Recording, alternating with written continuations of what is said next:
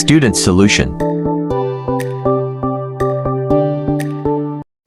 बिस्मिल्लाहिर्रहमानिर्रहीम। अल्लाहुम्मा सल्ली अला मुहम्मदिन व आले मुहम्मद व अज्जिल फ़रजहुम। अस्सलामु अलैकुम डियर स्टूडेंट्स, क्या हाल हैं? उम्मीद है आप सब ठीक होंगे। स्टूडेंट्स, आज की वीडियो में हम बात करेंगे कि time period of the simple pendulum t is equal to 2π√L/g को हम किस तरह से फार्मूला डिराइव करते हैं और फिर कौन कौन से फैक्टर हैं जो टाइम पीरियड के ऊपर डिपेंड करते हैं। तो स्टूडेंट्स, सबसे पहले जो बेसिक कॉन्सेप्ट है हमारे पास, that is the acceleration of an oscillating body can also be given by a is equal to minus omega square x। ये क्वेश्चन नंबर 1 है हमारी स्टूडेंट्स।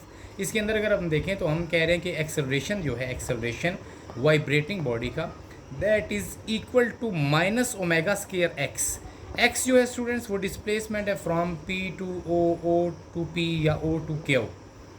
ओमेगा स्केयर क्या है? ओमेगा स्टूडेंट्स एंगुलर वेलोसिटी है और ये ग्रीक लेटर है omega. अगर हम इसकी प्रॉपर डेफिनेशन करें तो हम कह सकते हैं कि it is time rate in which a body revolves और रोटेट अबाउट एन एक्सिस। तो हम एक्सेलरेशन जो होता है ऑसिलेटिंग बॉडी का स्टूडेंट्स, उसके लिए हम लेते हैं माइनस ओमेगा स्केयर x और ओमेगा की वैल्यू क्या है? 2πf। यहाँ पे अगर ये 2π भी आप देखें, f तो फ्रीक्वेंसी है और 2π स्टूडेंट्स हमारे पास अगर हम देखते हैं तो ये देखें, ये जो 2π नंबर आपको नज़र आ रहा है ये रेडियन में लिखा हुआ है और अगर हम इसको डिग्री के अंदर कन्वर्ट करते हैं 180/π, जैसे 10 क्लास में मैथ में आपने किया है इसके बारे में, पाई और पाई क्रॉस हो जाएंगे तो 2 को 180 के साथ हम करेंगे 360 आ जाएगा।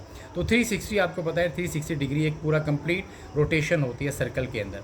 तो ओमेगा की वैल्यू जो है दैट इज़ 2π यानी 360 multiply by f, frequency number of vibration पर सेकंड के इक्वल है। ये क्वेश्चन नंबर 2 है स्टूडेंट्स। अगर मैं ओमेगा की वैल्यू 2πf को क्वेश्चन नंबर 1 में पुट करता हूँ तो देखिए मेरे पास क्वेश्चन नंबर 1 थी a is equal to minus omega square. अब ये बन जाएगी a is equal to minus omega square की जगह पे हम क्या पुट कर रहे हैं, इसकी वैल्यू 2πf, तो ये बन जाएगा 2πf का स्केयर और साथ मल्टीप्लाई बाय x डिस्प्लेसमेंट। अब अगर ये मैं होल स्केयर खोलता हूँ स्टूडेंट तो ये मेरे पास a इज़ इक्वल टू, ये माइनस है 2 हमारे पास 4 बन जाएगा और पाई का स्केयर बन जाएगा। सिंस वी नो दैट कि जो f होती है फ्रीक्वेंसी वो रेसिप्रोकल होती है टाइम पीरियड का, जैसे f is equal to 1/t, तो हम f की जगह पे 1/t लेंगे तो अगर f का स्केयर लेंगे तो वो 1/t का स्केयर हो जाएगा। यहाँ पे जो हमारे पास 2 का स्केयर 4 था, पाई का पाई स्केयर है, तो f का आ जाएगा बाय t का स्केयर और मल्टीप्लाई बाय x। ये हमारी क्वेश्चन नंबर 3 है। अब स्टूडेंट्स हम जब डिराइव करेंगे formula t is equal to 2π√L/g तो उसके लिए एक दो कॉन्सेप्ट हैं बेसिक जो हमने बात की थी लास्ट के अंदर। From second law of motion we know that f is equal to ma and from trigonometric ratio sine theta equal होता है परपेंडिकुलर ओवर हाइपरटेन्यूज के, जैसे cos theta base by hypotenuse होता है और tan theta perpendicular over hypotenuse होता है। तो स्टूडेंट्स यहाँ पे ये दो बेसिक कॉन्सेप्ट हैं, इसके बारे में हम बात करते हैं। f is equal to ma from second law of motion और साइन थीटा इक्वल होता है ट्रिग्नोमेट्रिक रेशियो में परपेंडिकुलर ओवर हाइपरटेन्यूज। तो यहाँ पे जो मूवमेंट हो रही है बॉब की, ये देखें जब O से P पे हम जाते हैं तो ये अगर हम स्मॉल वैल्यू थीटा की ले लें इसकी तो ये स्ट्रेट लाइन बन जाएगी एक, इसको हम परपेंडिकुलर कंसीडर करते हैं, इसको हम x कह देंगे।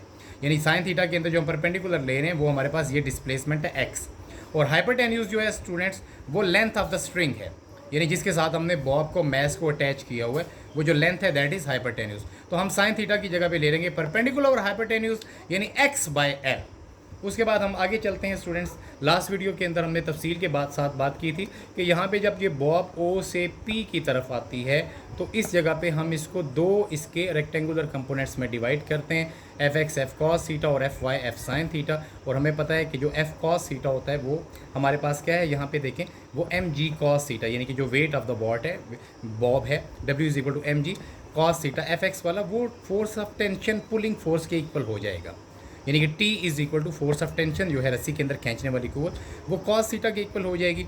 और जितनी भी रिस्टोरिंग फोर्स यहाँ पे हमारे पास जिससे ये बॉल OP से O से Q और Q से P की तरफ जा रही है, ये सिर्फ mg का साइन थीटा की वजह से है।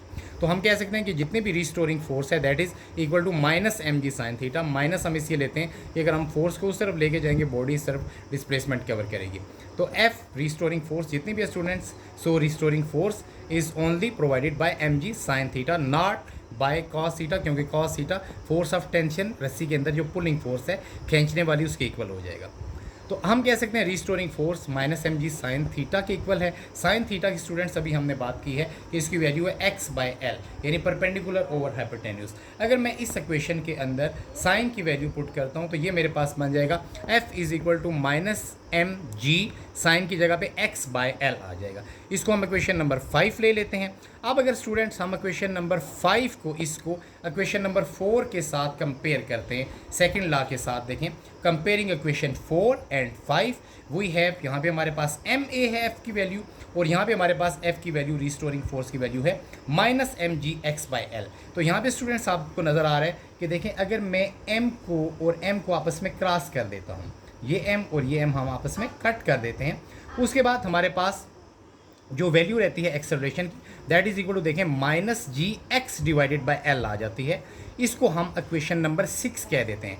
अब इस इक्वेशन नंबर 6 को अगर मैं इक्वेशन नंबर 3 के साथ कंपेयर करता हूँ, यानी now comparing equation number 3 and equation number 6, तो वी हैव देखें हमारे पास जो 6 में वैल्यू थी स्टूडेंट्स वो थी minus ji X by L, और हमारे पास जो 3 में वैल्यू है एक्सेलरेशन की वो है minus 4 pi square x divided by T square. अब अगर मैं इक्वेशन नंबर 3 को और इक्वेशन नंबर 6 को दोनों को कंपेयर करता हूँ तो ये स्टूडेंट्स आपको नज़र आ रहा है 6 मैंने लिखी है और यहाँ पे मैंने इक्वेशन नंबर 3 ले लिया। और यहाँ पे अगर हम जो दोनों को कंपेयर करेंगे तो देखें ये माइनस का साइन ये हम कट कर देते हैं इस माइनस के साइन के साथ, और जो x है ये भी हम कट कर देते हैं इस x के साथ। हमारे पास जो सिंपल वैल्यू रह जाएगी स्टूडेंट्स वो कुछ ये रह जाएगी कि g by L is equal to 4 pi square divided by T square.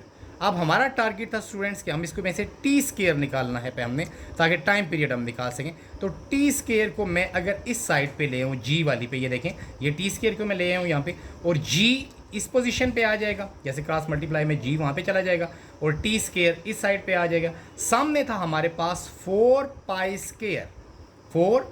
Square और उसके साथ ये जो एल आपको नज़र आ रहा है ये मल्टीप्लाई हो रहा है क्रॉस मल्टीप्लाई में, ये बन गया है 4 पाई स्केयर एल, और ये जी डिवाइड हो गया।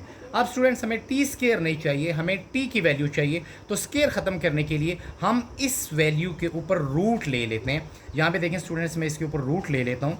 यहाँ पे अगर मैं रूट लेता हूँ तो ये स्केयर इसके साथ कट हो जाएगा सारा, ठीक है। इस साइड पे भी समझिए मैंने एक ही दफ़ा रूट ले लिया है, आपने टी स्केयर के ऊपर भी रूट लिया है और यहाँ पे इसके ऊपर भी रूट लिया है। और 4 का जो रूट होगा स्टूडेंट्स ये हमारे पास टी का स्केयर कट हो गया, रूट के साथ टी आ गया, 4 को बाहर निकालेंगे 2 बन जाएगा, और पाई स्केयर को आप बाहर निकालेंगे वो सिंपल p बन जाएगा, इसका भी स्केयर रूट के साथ कैंसिल हो गया, आपके पास सिंपल l बाई जी रह जाएगा। तो वी कैन से कि t टाइम पीरियड जो है दैट इज इक्वल टू 2 पाई, ये 4 पाई हमने रूट लिया है तो रूट के बाहर आके 2 पाई बन गया है, 4 2 और पाई का स्केयर पाई और अंडर रूट एल बाई जी। ये स्टूडेंट्स फार्मूला है हमारे पास टाइम पीरियड का। अगर हमें लेंथ ऑफ द स्ट्रिंग मालूम हो, जिस जगह पे हम एक्सपेरिमेंट कर रहे हैं वहाँ पे ग्रेविटेशनल एक्सेलरेशन की क्या वैल्यू है वो हमें पता हो, और 2 को हम मल्टीप्लाई करेंगे पाई 3.14 के साथ, तो we can find easily the time period of simple pendulum. अब स्टूडेंट्स इसका सेकेंड पार्ट था हमारे पास what are the factors on which time period depend upon. तो यहाँ पे आप फार्मूले को अगर देखें तो 2 ही फैक्टर हैं जिनके ऊपर टाइम पीरियड डिपेंड करता है। एक है लेंथ ऑफ द स्ट्रिंग, ये लेंथ है हमारे पास, और दूसरा है स्टूडेंट्स ग्रेविटेशनल एक्सेलरेशन, ग्रेविटी की वैल्यू। तो अगर ग्रेविटी को आप देखेंगे तो ये टाइम पीरियड के इन्वर्स है, इन्वर्सली प्रोपोर्शनल है, लेकिन लेंथ डायरेक्टली प्रोपोर्शनल है। इसका मतलब है अगर हम लेंथ को ज़्यादा कर देंगे तो हमारे पास टाइम पीरियड की वैल्यू भी इंक्रीज़ हो जाएगी, लेकिन अगर हम ग्रेविटी को इंक्रीज़ करेंगे तो उससे टाइम पीरियड डिक्रीज़ हो जाएगा। और अगर ग्रेविटी इस वजह से कि क्योंकि ग्रेविटी इन्वर्स प्रोपोर्शनल है, ठीक है। उम्मीद है स्टूडेंट्स यहाँ तक आपको ये बात समझ आई होगी। इसमें अगर कोई एरर है आप कमेंट्स बॉक्स में ज़रूर बताइए। नेक्स्ट वीडियो के अंदर इंशाल्लाह हम बात करेंगे डैम्प ऑसिलेशन की। तब तक के लिए अल्लाह हाफिज़। Thanks for watching.